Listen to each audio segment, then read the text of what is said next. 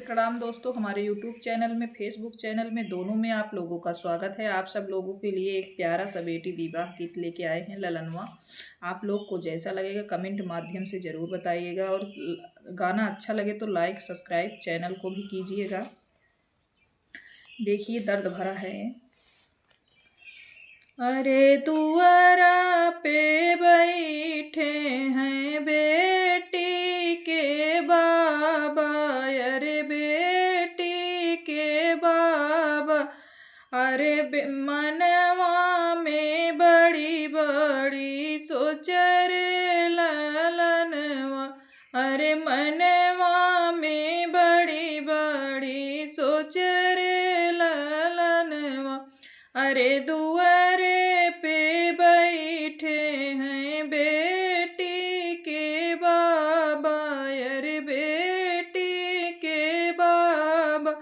अरे मनवा में बड़ी बड़ी सोच रे ललनवा, अरे कैसे के करी हम बेटी के बियाहवा, अरे बेटी के बियाहवा, अरे महंगा भइल सब चीज रे ललनवा, अरे महंगा भइल सब चीज रे ललनवा, अरे करिया सिकड़िया मांगई खिचड़ी खवैया, अरे खिचड़ी खवैया, अरे 10 लाख मांगई दहेज रे ललनवा, अरे 10 लाख मांगई दहेज रे ललनवा, अरे कैसे के करबै हम बेटी के बियाहवा,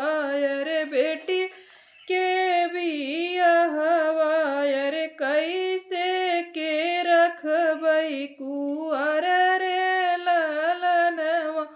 अरे कैसे के रखबै कुंवर रे ललनवा, अरे ये तनी बचन सुने बेटी के भैया, अरे बेटी के भैया, अरे बापाई से बोलै कर जोरी रे ललनवा, अरे बापाई से बोलै कर जोरी रे ललनवा, अरे बेचहु ना मोरे बाबा खेतवा से बरिया, अरे खेतवा से बरिया, अरे बेचहु ना मोरे बाबा ढल तलवरिया, अरे बेचहु ना मोरे बाबा ढल तलवरिया, अरे बेचहु ना मोरे बाबा सरकई पगड़िया, अरे सरके पगड़िया, अरे बहिनी कर चऊ बियाह रे ललनवा, अरे बहिनी के रचऊ बियाह रे ललनवा, अरे ये तनी बचन सुनी बहिनी कवनी देई, बहिनी कवन देई, बपाई से कर जोरी बोलै रे ललनवा, अरे ये तनी बचन सुनी बहिनी कवनी देई, बहिनी कवनी दे ई बपाई से कर जोरी बोलै रे ललनवा, अरे बपाई से कर जिनी बोलै रे ललनवा,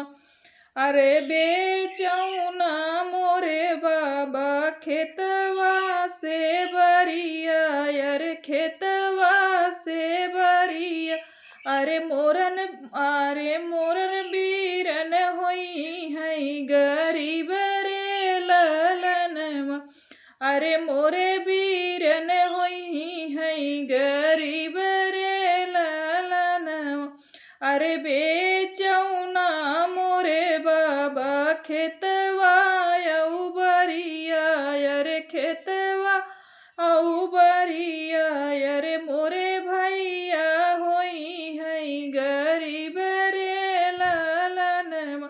दोस्तों जैसा लगे ज़रूर बताइएगा। अगर अच्छा लगे तो चैनल सब्सक्राइब और कमेंट और अपना प्यार दुलार ज़रूर दीजिएगा।